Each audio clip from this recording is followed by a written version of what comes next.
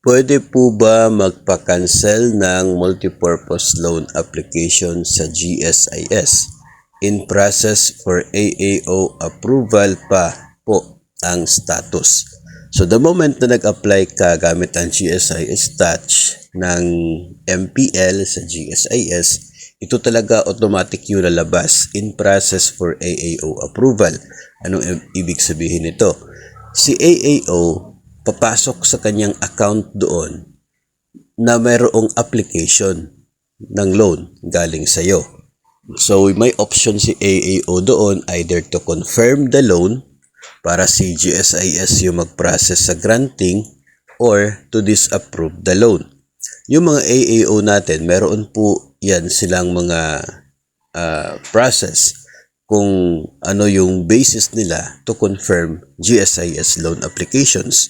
So, pag MPL, mayroon po yung amortization, so we would expect payslip po yung unang requirement dyan para alam ng AAO na kaya pa ng payslip mo, ng sahod mo na bayaran ng amortization sa MPL. Ang pinakamagandang gawin, if you wish to have your loan application disapproved or cancelled, disapprove na talaga yung mangyayari dyan, ay unang-una, pinakamabilis at pinaka-epektibo ay sabihan nyo si AAO to disapprove your loan. Okay? You can, kung kilala mo yung AAO, you can message or you can inform or pwede pong through anyone, yung AO ninyo sa school, pwede. If kilala nila yung AAO, then they can communicate, pwede po yun, na sabihan na disapprove yung application mo kasi gusto mong i-cancel. So disapprove lang nila doon, mamili lamang sila ng mga basis, pwede po na no payslip kasi hindi ka naman nagsabit ng payslip. Then, pag disapprove na yung loan, so wala na magiging deduction sa sahod po ninyo. Ngayon, another thing, dahil po nire-require ng AAO ito pong payslip, ay wag po kayo magsubmit ng payslip.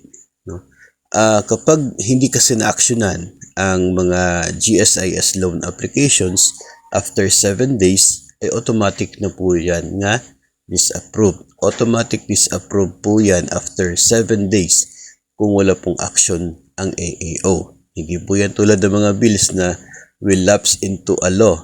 Dito po, disapprove kasi hindi po na-actionan ng AAO. So, ganun po yung process niya.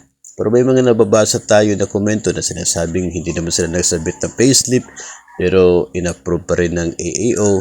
Hindi na natin alam kung ano yung grounds ni AAO to approve your loan application kung hindi ka nagsabit ng payslip tapos may amortization naman yung loan application mo. So, dito po, ang masasabi ko pa rin, ang best talaga is inform your AAO na hindi mo na itutuloy yung loan para ma-disapprove niya, then solve na yung problem mo.